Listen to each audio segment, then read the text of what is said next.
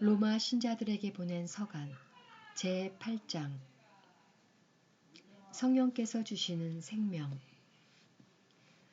그러므로 이제 그리스도 예수님 안에 있는 이들은 단죄를 받을 일이 없습니다. 그리스도 예수님 안에서 생명을 주시는 성령의 법이 그대를 죄와 죽음의 법에서 해방시켜 주었기 때문입니다. 율법이 육으로 말미암아 나약해져 이룰 수 없던 것을 하느님께서 이루셨습니다. 곧 당신의 친아드님을 죄 많은 육의 모습을 지닌 속죄 제물로 보내시어 그 육 안에서 죄를 처단하셨습니다.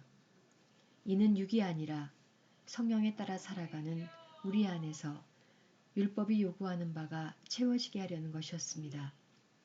무릇 육을 따르는 자들은 육에 속한 것을 생각하고 성령을 따르는 이들은 성령에 속한 것을 생각합니다. 육의 관심사는 죽음이고 성령의 관심사는 생명과 평화입니다. 육의 관심사는 하느님을 적대하는 것이기 때문입니다. 사실 그것은 하느님의 법에 순종하지 않을 뿐만 아니라 복종할 수도 없습니다. 육 안에 있는 자들은 하느님 마음에 들 수 없습니다. 그러나 하느님의 영이 여러분 안에 사시기만 하면 여러분은 육 안에 있지 않고 성령 안에 있게 됩니다. 누구든지 그리스도의 영을 모시고 있지 않으면 그는 그리스도께 속한 사람이 아닙니다.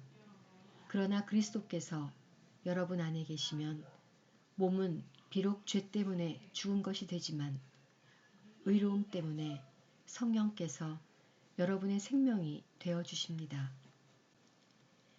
예수님을 죽은 이들 가운데에서 일으키신 분의 영께서 여러분 안에 사시면 그리스도를 죽은 이들 가운데에서 일으키신 분께서 여러분 안에 사시는 당신의 영을 통하여 여러분의 죽을 몸도 다시 살리실 것입니다. 그러므로 형제 여러분, 우리는 육에 따라 살도록 육에 빚을 진 사람이 아닙니다. 여러분이 육에 따라 살면 죽을 것입니다. 그러나 성령의 힘으로 몸의 행실을 죽이면 살 것입니다. 하느님의 영의 인도를 받은 이들은 모두 하느님의 자녀입니다. 여러분은 사람을 다시 두려움에 빠뜨리는 종살이의 영을 받은 것이 아니라 여러분을 자녀로 삼도록 해주시는 영을 받았습니다. 이 성령의 힘으로 우리가 아빠, 아버지하고 외치는 것입니다.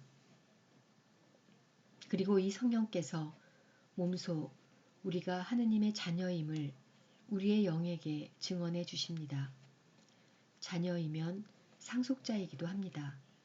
우리는 하느님의 상속자입니다. 그리스도와 더불어 공동 상속자인 것입니다. 다만 그리스도와 함께 영광을 누리려면 그분과 함께 고난을 받아야 합니다. 고난과 희망과 영광. 장차 우리에게 계시될 영광에 견주면 지금 이 시대에 우리가 겪는 고난은 아무것도 아니라고 생각합니다. 사실 피조물은 하느님의 자녀들이 나타나기를 간절히 기다리고 있습니다. 피조물이 허무의 지배 아래 든 것은 자의가 아니라 그렇게 하신 분의 뜻이었습니다. 그러나 그것은 희망을 간직하고 있습니다. 피조물도 멸망의 종살이에서 해방되어 하느님의 자녀들이 누리는 영광의 자유를 얻을 것입니다. 우리는 모든 피조물이 지금까지 다 함께 탄식하며 진통을 겪고 있음을 알고 있습니다. 그러나 피조물만이 아니라 성령을 첫 선물로 받은 우리 자신도 하느님의 자녀가 되기를, 우리의 몸이 속량되기를 기다리며 속으로 탄식하고 있습니다. 사실 우리는 희망으로 구원을 받았습니다. 보이는 것을 희망하는 것은 희망이 아닙니다. 보이는 것을 누가 희망합니까? 우리는 보이지 않는 것을 희망하기에 인내심을 가지고 기다립니다. 이와 같이 성령께서도 나약한 우리를 도와주십니다. 우리는 올바른 방식으로 기도할 줄 모르지만 성령께서 몸소 말로 다할 수 없이 탄식하시며 우리를 대신하여 간구해 주십니다. 마음속까지 살펴보시는 분께서는 이러한 성령의 생각이 무엇인지 아십니다. 성령께서 하느님의 뜻에 따라 성도들을 위하여 간구하시기 때문입니다. 하느님을 사랑하는 이들, 그분의 계획에 따라 부르심을 받은 이들에게는 모든 것이 함께 작용하여 선을 이룬다는 것을 우리는 압니다.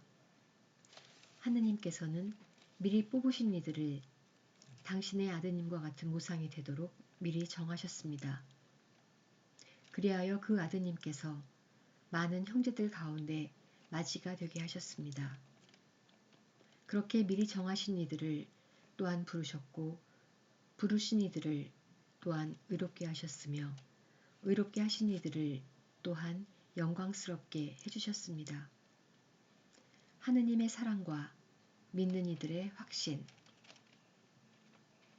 그렇다면 우리가 이와 관련하여 무엇이라고 말해야 합니까? 하느님께서 우리 편이신데 누가 우리를 대적하겠습니까? 당신의 친아드님마저 아끼지 않으시고 우리 모두를 위하여 내어주신 분께서 어찌 그 아드님과 함께 모든 것을 우리에게 베풀어 주지 않으시겠습니까?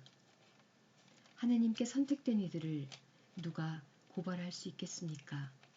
그들을 의롭게 해주시는 분은 하느님이십니다. 누가 그들을 단죄할 수 있겠습니까? 돌아가셨다가 참으로 되살아나신 분, 또 하느님의 오른쪽에 앉아 계신 분, 그리고 우리를 위하여 간구해 주시는 분이 바로 그리스도 예수님이십니다.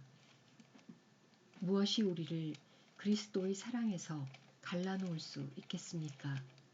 환난입니까? 역경입니까? 박해입니까? 굶주림입니까? 헐벗음입니까? 위협입니까? 칼입니까? 이는 성경에 기록된 그대로입니다.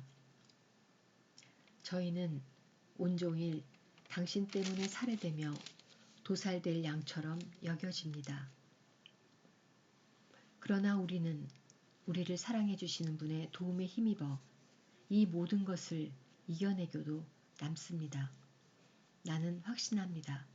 죽음도, 삶도, 천사도, 권세도, 현재의 것도, 미래의 것도, 권능도, 저 높은 곳도, 저 깊은 곳도, 그 밖의 어떤 피조물도 우리 주 그리스도 예수님에게 드러난 하느님의 사랑에서 우리를 떼어놓을 수 없습니다.